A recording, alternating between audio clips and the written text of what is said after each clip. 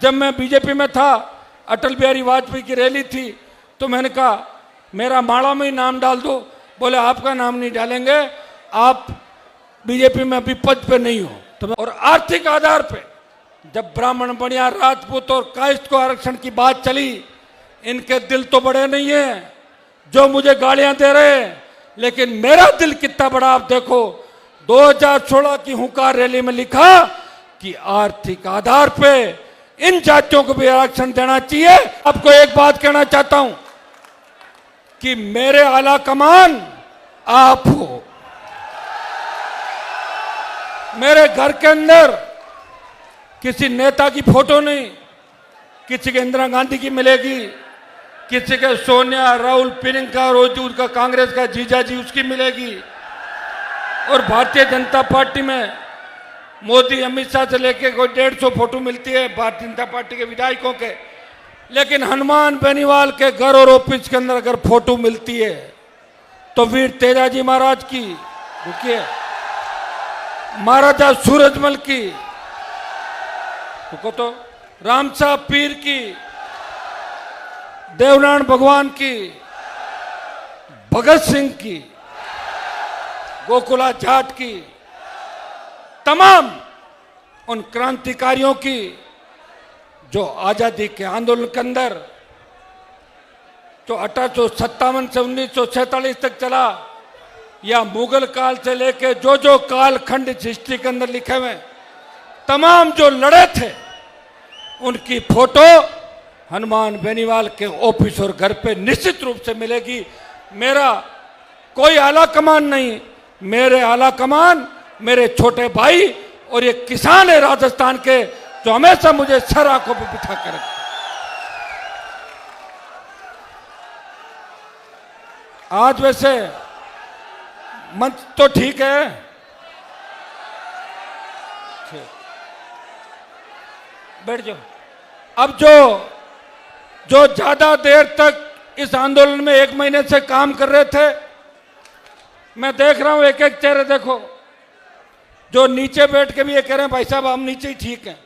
आप निश्चिंत रहें, जो जिसने सबसे ज्यादा काम किया, जब हमारी पार्टी के संगठन की सूची निकलेगी तो आपको सबसे ज्यादा वही व्यक्ति आएंगे जो सबसे ज्यादा धरातल पे काम कर रहे हैं। और क्योंकि आज कोई राजनीतिक रैली नहीं है, ये आपके सम्मान की रैली है।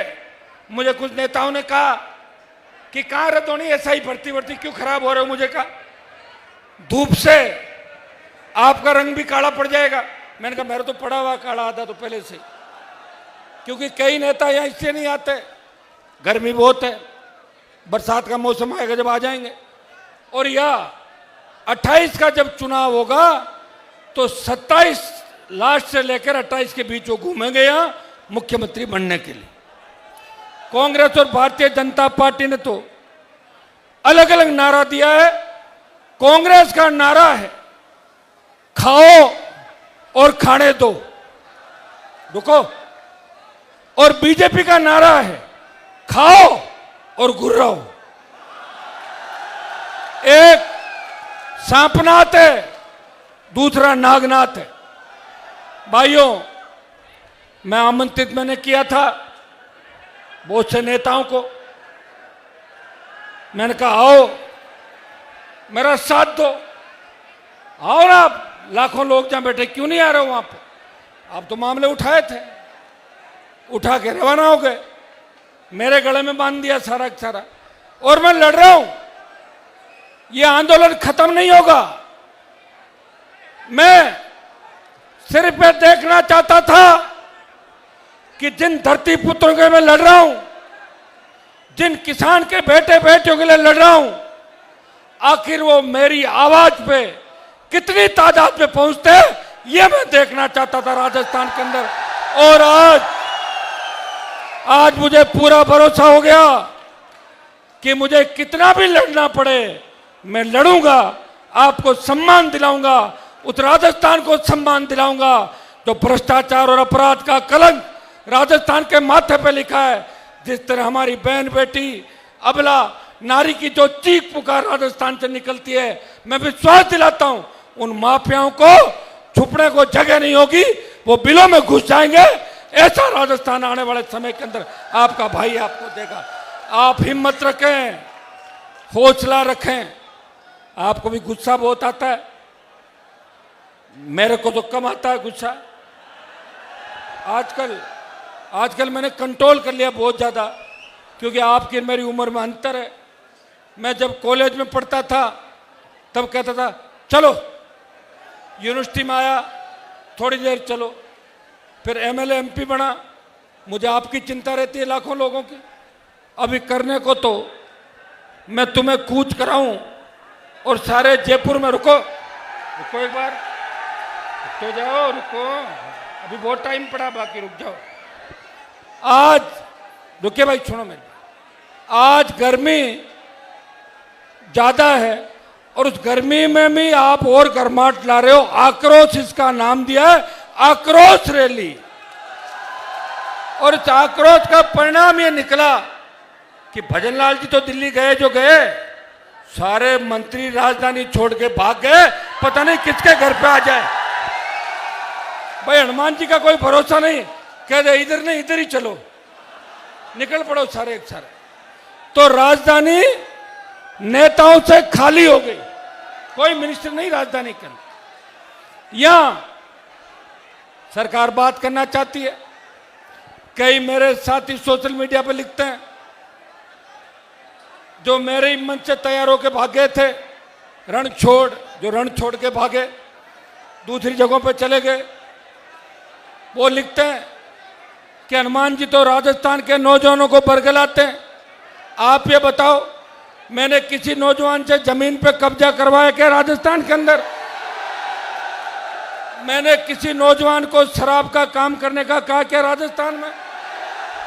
मैंने किसी नौजवान को माफिया, गुंडागर्दी, बदमाशी या मारपीट या दादागिरी की बात कही क्या कभी?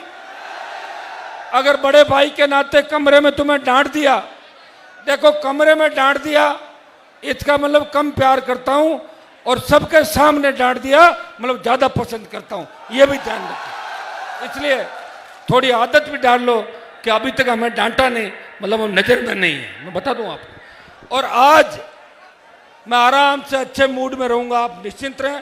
और आप देखोगे कि हनुमान जी आज आपको धन्यवाद दे रहे हैं कि मैं तो तकलीफ यहाँ पा रहा हूँ, 1 महीने से कोई दिक्कत नहीं, 25 साल हो गई। मैं तो एमएलए एमपी भी बन गया, 6 बार जीत गया, 1 बार छोटा भाई जीत गया, पिताजी रह गए। मुझे तो बहुत कुछ दिया मेरे परिवार को, और तमाम उन बड़े लोगों को जो बरगलाते थे उनको घर बिठा के नई लीडरशिप राजस्थान में तैयार की, नए नेता तैयार किए, नए मंच दिए। ये जितने लोग मंच पे बैठे हैं, ये कांग्रेस बीजेपी की रैली के अंदर हमारे इन लोगों का नंबर कभी नहीं आता। जब मैं बीजेपी में था, अटल बिहारी वाजपेयी की रैली थी, तो मैंने कहा मेरा माड़ा में ही नाम डाल दो। बोले आपका नाम नहीं डालेंगे, आप बीजेपी में अभी पद पे नहीं हो। तो मैं अध्यक्ष था यूनिवर्सिटी का, आप समझ रहे हो, 98-99 की बात है भाई। और अटल जी की रैली भी इससे कम ही होती थी, 20,000 लाते थे और 3 लाख लिखते थे अखबार के अंदर। मैं 5 लाख, 3 लाख, 2 लाख, 1 लाख की रैली के अंदर अगर कोई व्यक्ति कहे कि मुझे तो भाषण देना है और मेरे मन में आ गई और मुझे स्वागत करना है, उन सब बच्चों को मौका देता हूं हमेशा, रोज। और कोई रह जाता है तो मेरे बात भी देता हूं, प्रयास करता हूं कि प्रत्येक नौजवान आगे बढ़े, मजबूती मिले, हर समाज आगे बढ़े, सर्व समाज आगे बढ़े। कई लोगों को मुझे देख के उनके पेट में दर्द होता है, वो ये सोचते हैं कि हमारे समाजों में ऐसा नेता नहीं है, तो तैयार कर लो। मना किया क्या मैंने? मैं तो जिससे आता हूं वो तो आऊंगा ही। अब जहां मेरा जन्म हुआ मैं उसी समाज का रहूंगा, लेकिन उस समाज के साथ साथ जाट, गुजर, यादव, मीणा, मेघवाल, मुस्लिम, माली, तमाम सर्व समाज को साथ लेके हनुमान बेनीवाल हमेशा लोकसभा के अंदर ये बोला कि हाईकोर्ट के जज होने चाहिए जाट, गुजर, मीणा, यादव, माली, मेघवाल, मुस्लिम। ये बात बोल सकते हैं दूसरे लोग? नहीं बोल सकते। वो खुद के समाज की बात करते हैं, सोशल मीडिया पे बात करते हैं और ऐसा नारा देते हैं जिससे जातीय जहर घुले राजस्थान के अंदर। राजस्थान में जब भी जातिवाद चरम सीमा पे था, जब जाट राजपूत आमने सामने हुए, हनुमान बेनीवाल बीच में गया और लड़ने से रोक दिया। जब गुजर मीणा आमने सामने हुए वसुंधरा के समय, हनुमान बेनीवाल गुजर समाज को आरक्षण दिलाने के लिए लड़ रहा था और मीणा गुजरों के बीच भी खड़ा था कि दोनों समाजों के अंदर भाईचारा बना रहे। जब मेघवाल ब्राह्मण लड़ता है, बीच में खड़ा मिलता हूं। हम सब अपना काम करें, मजबूत हों और आर्थिक आधार पे जब ब्राह्मण बनिया राजपूत और कायस्थ को आरक्षण की बात चली, इनके दिल तो बड़े नहीं है जो मुझे गालियां दे रहे हैं, लेकिन मेरा दिल कितना बड़ा आप देखो।